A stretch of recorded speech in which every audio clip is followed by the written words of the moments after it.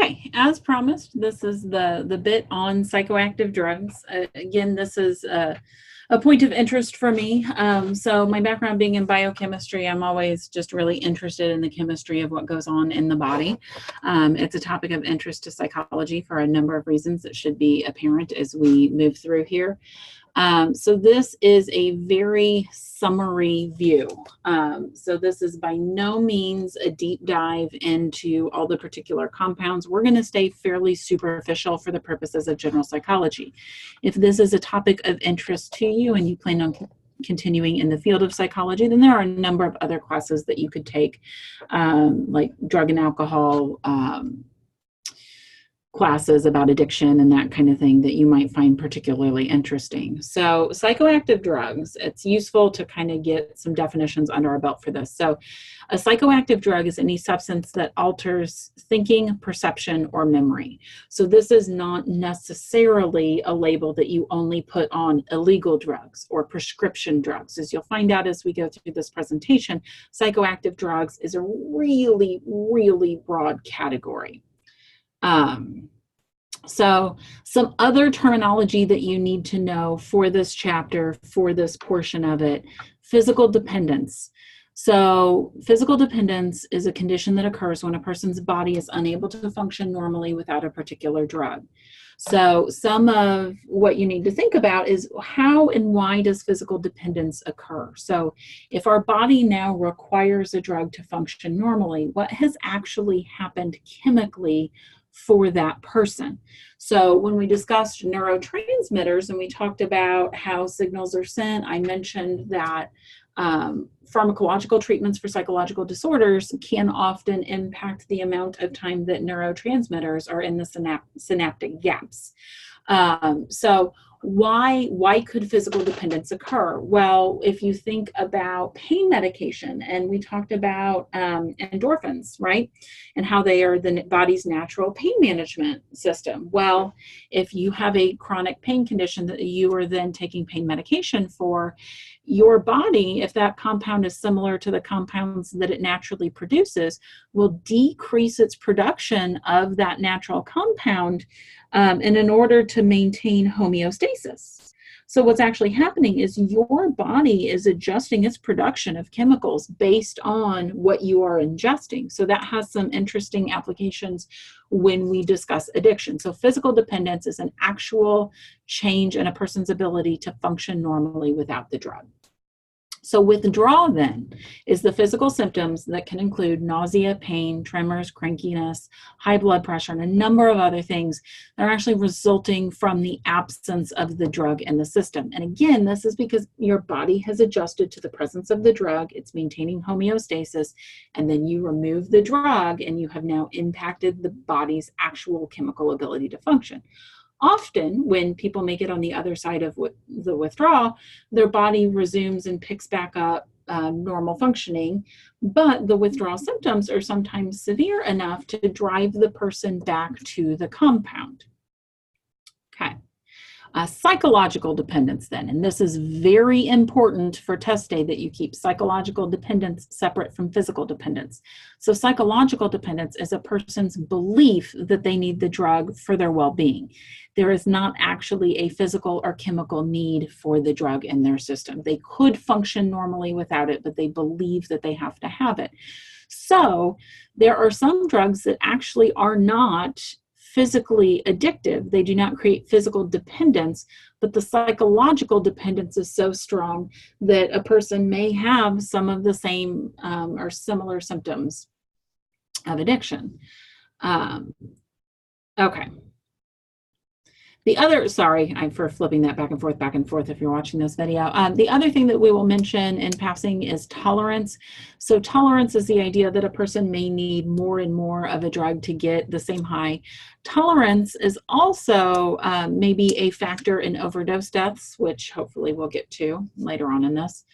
So there are different classes of psychoactive drugs. This is one of those areas where this presentation will differ from your book. So if you go to page 131, you will see maybe the most complicated Venn diagram of your life, okay?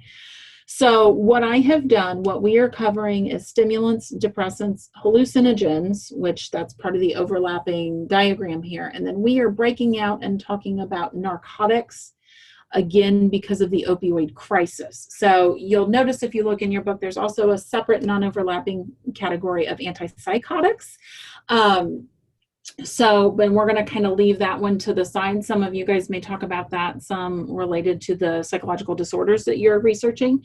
But our focus is going to be on stimulants, depressants, hallucinogens, and then narcotics, even though it is a subset of depressants primarily, hallucinogens slightly.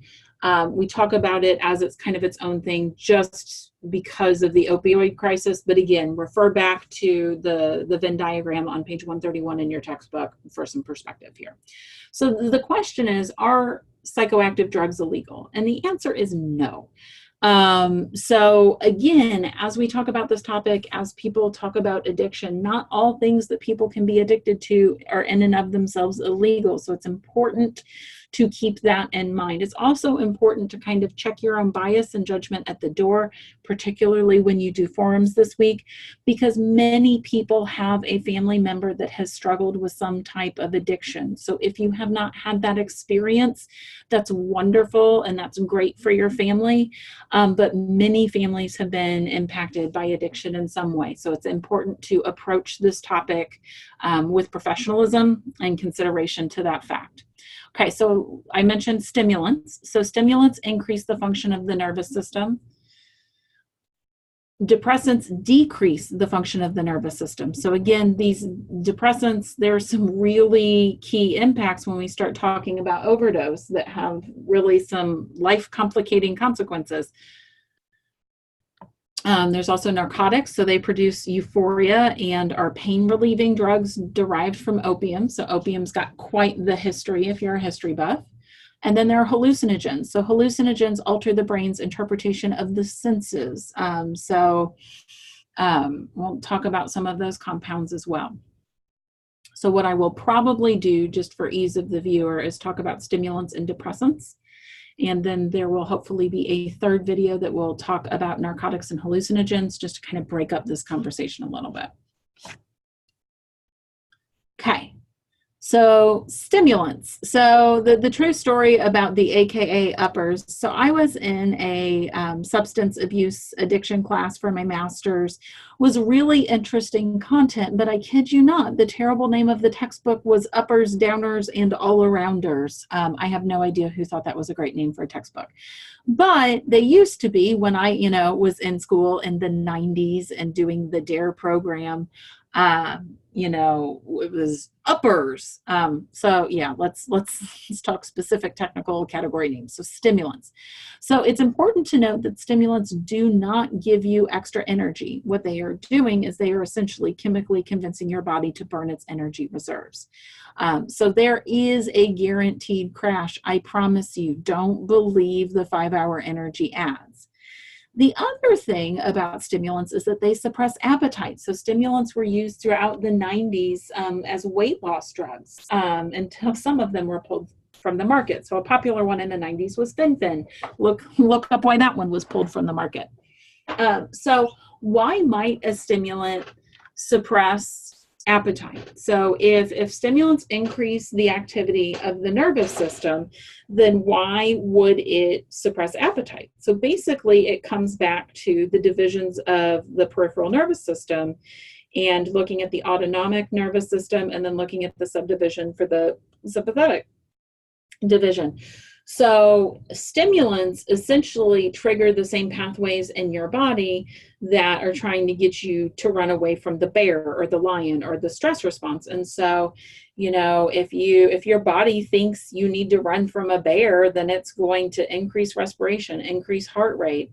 It's going to decrease digestion. So again, if you're increasing things to run from a bear, you're not thinking about sitting down for a 4-course meal. Okay, so again, these compounds have actual implications and change activities of things in your body. So Why might pounding 6 energy drinks in a single evening be an issue? Well, stimulants increase heart rate. So for people, and first of all, that's not good for anybody. Do not misunderstand. Please don't drink that. Energy drinks are not really health food. I don't know how they started marketing that way, but seriously.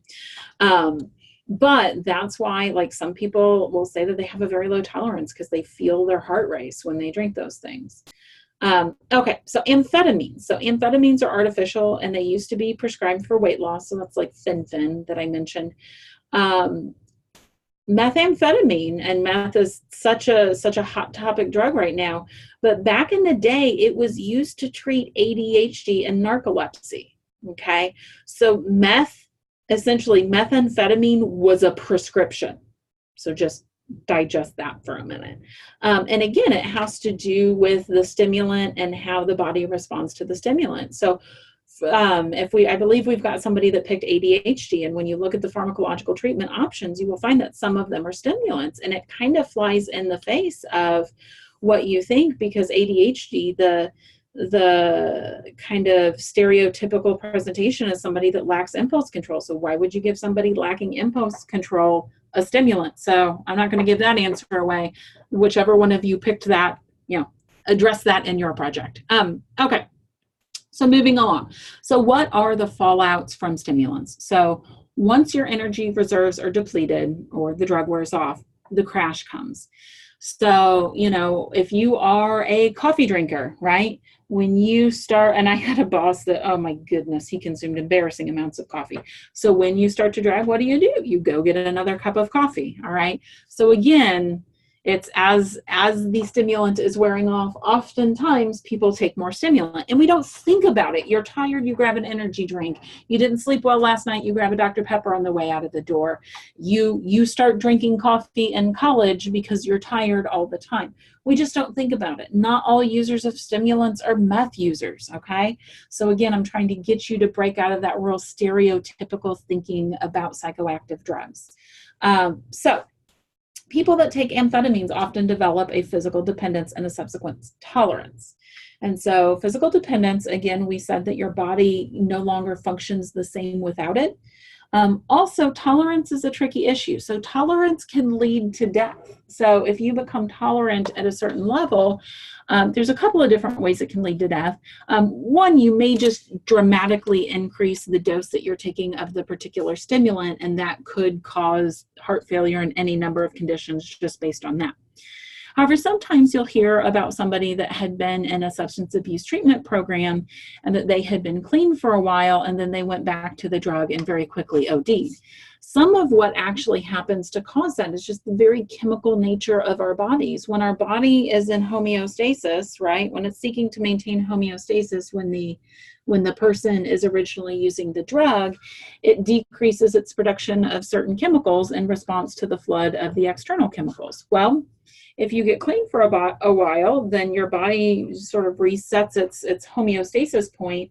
And so what can happen is it can take a lot less of the drug to produce the same effect that you were getting earlier. So what can happen is a person that's been through treatment and used less of the substance, if they go back to the substance and use what they were using at their height, it is possible that now that will be a fatal dose of that compound. And then, deaths due to drugs can be because they're cut with poisons and other things. But again,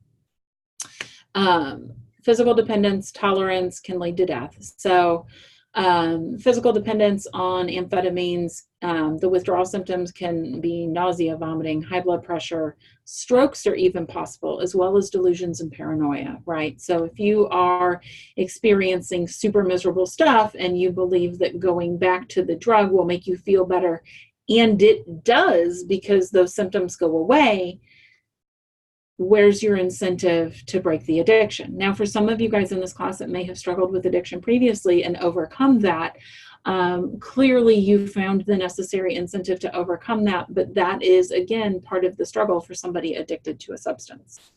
Okay, so other stimulants. So cocaine is a stimulant. So if you look in your book on page 131, it is classified as a psychomotor stimulant. So cocaine is a natural drug found in the leaves of a coca plant. So again, don't believe that because it's natural, it's healthy. Cocaine is bad. So cocaine deadens pain, suppresses appetite, and produces feelings of euphoria, power, energy, and pleasure. And so again, are these feelings real? Well, guys, it kind of depends on how you define real, because your body is chemically reacting to a compound put in it. Those are experiences the user has, but they're not in response to, non-addictive substances. So, don't go chase cocaine to feel powerful and pleasurable.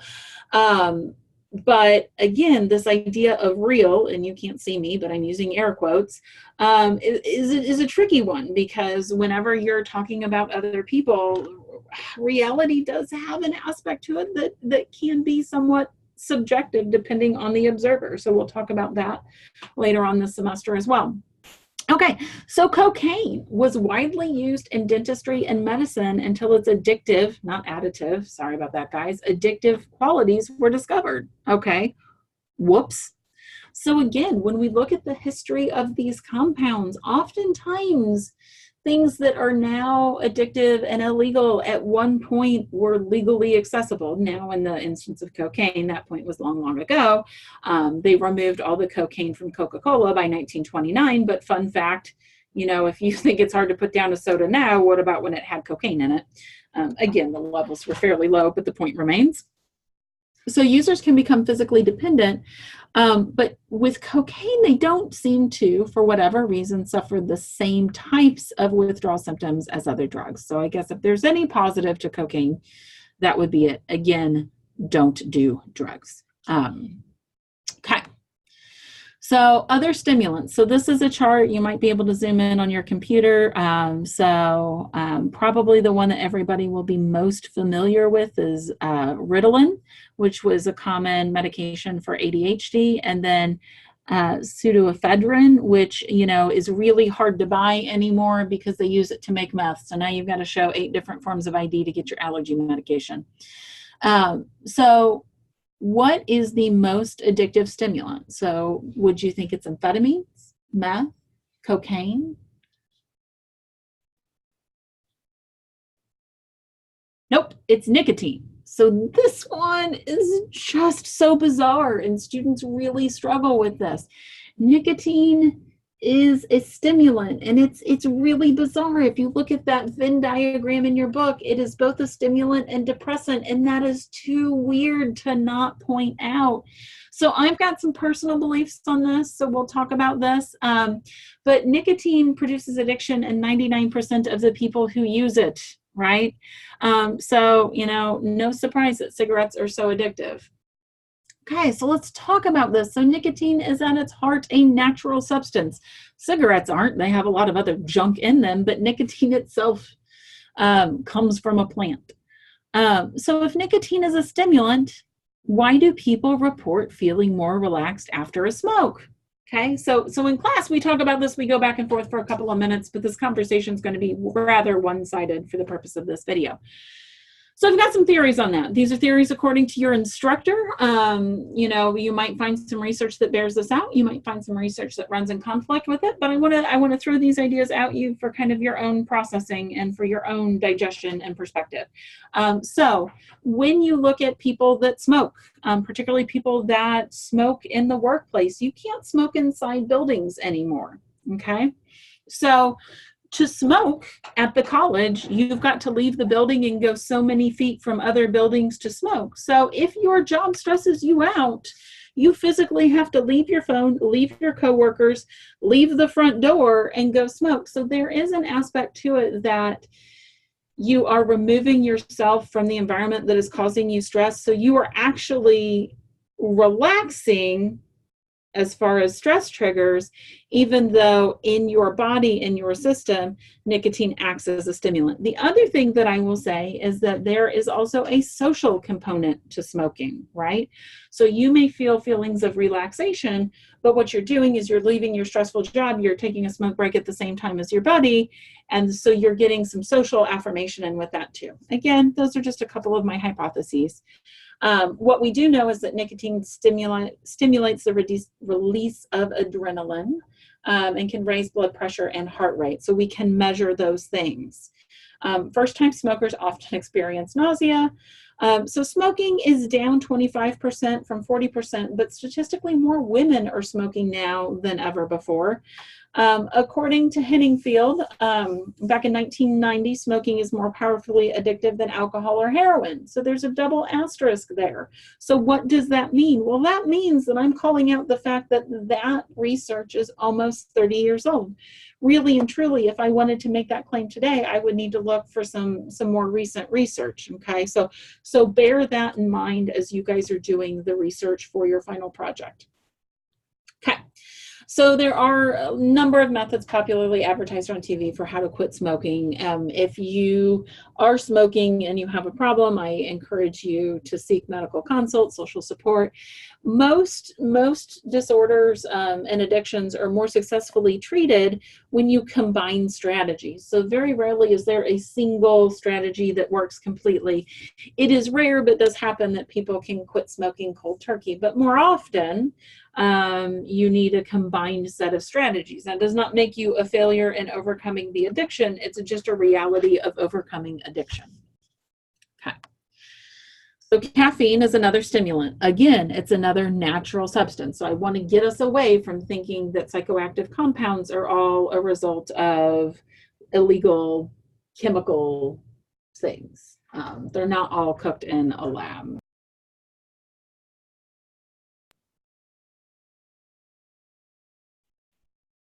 Okay, so back to the idea of caffeine. Sorry for the quick break. Custodial interrupted me. So caffeine is a natural substance. So please, please, please don't think of psychoactive drugs as only compounds cooked in somebody's bathtub. Caffeine is found in a variety of foods naturally: coffee, tea, chocolate, both milk chocolate and dark chocolate, hot cocoa. So the general belief that caffeine helps maintain alertness and increase and to air quotes on alertness too. We'll discuss that a little bit more. But it has been found that caffeine can increase the effectiveness of some other pain relievers. So for those of you guys that struggle with headaches and you take Excedrin extra strength or Excedrin migraine, if you flip the bottle over, you will find out that there is caffeine in Excedrin. That's its special ingredient. It's also believed that one of the things that is helpful in taking caffeine with pain medications is that it can counter some of the sedating effects of the pain medications. That's not necessarily what makes it more effective, but anyway. So there has been kind of floating around mainstream media the idea that caffeine will sober up someone who is drunk. So is that a fact? Or do you think that's a myth? So this is another idea that can lead to some spirited discussions in class. So essentially, if you give a drunk person caffeine, what you have is a caffeinated drunk person, okay? And a lot of that has to do with the different ways in which these compounds act in the body. It's not like they just meet each other and cancel. So again, as college students, please don't push anything beyond a safe point, but also know that following all of your liquor with Mountain Dew is not going to make you safe to drive home. Okay, so welcome to the dark side. We have caffeine. So as I mentioned before, when I was first introducing this video, sleep deprivation is a common issue among college students, among new parents, and honestly, probably among our general population. So caffeine is really and truly what a lot of people turn to. So here's a graphic with some basic information about the caffeine present in different things. So again, keep in mind, coffees can vary in their amount of caffeine. There's the amount of caffeine per serving. So again, the servings for these things are different. So, there's 160 milligrams of caffeine in a Monster Energy drink. That's 16 ounces as compared to the 135 in brewed coffee. So proportionally, you've got fewer milligrams per ounce here, but don't go thinking that Monster Energy is a health drink. So again, caffeine does have stimulant effects. Generally speaking, a moderate intake of caffeine is not considered clinically harmful unless you have certain health conditions or are on certain certain medications. But too much caffeine can cause negative health side effects. Also, it's difficult, but caffeine consumption is generally recommended to be limited for pregnant women. Most sources would limit caffeine intake at 200 milligrams for a pregnant woman. Again, when you think about the studies, is it ethical for me to create a study where I have a bunch of pregnant women drink caffeine and then a bunch that don't, and then see what happens with their babies? Okay, so again, sometimes we have limits and stuff in studies, or and what we can study, sorry. So that 200 milligrams per pregnant women, that's kind of just an industry standard. I'm not sure that that's necessarily specifically based on experimental trials. It might be a result of data collection from women who drank caffeine while pregnant and outcomes for their children. Okay. So we're going to talk about depressants. I think I'm going to leave that for the next video so that these aren't just 45 minutes long a piece. So we will talk about depressants, hallucinogens, and opiates in the next video. Thanks for watching.